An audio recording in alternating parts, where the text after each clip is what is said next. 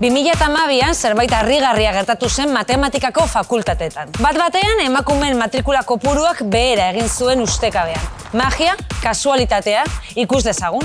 Urte haietan komunikabideak asko hasi ziren matematika hitz egiten. Ordura arte matematika batez ere irakaskuntzarekin lotzen zen. Matematika ikasten zenuen irakasle izateko, zertarako bestela. Baina 2012 urtearen inguruan diskurtsoa aldatzen hasi zen. Esaten hasi ziren matematika etorkizuneko lana zela. Bere irtenbide profesionala batez ere bi arlotan zentratzen zen, teknologia eta enpresa.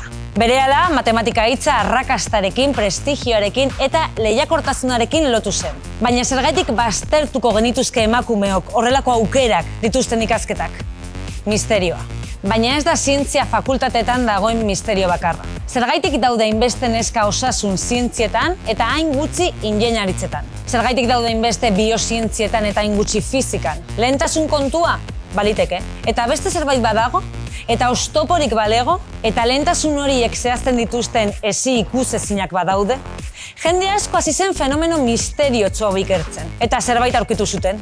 Patroi bat. Ikerketa egin zuten herrialde guztietan errepikatzen zen patroi bat. Apaltasun araua deitu zioten. Konturatu ziren, oro har, emakumeok ikasketa apalen alde egiten dugula asmo xumeekin. Arrakasta, prestigioa edo lehiakortasuna bezalako hitz handiei lotuta ez dauden ikasketak. Eta fenomeno hori oso laster hasten dela ere ikusi zuten.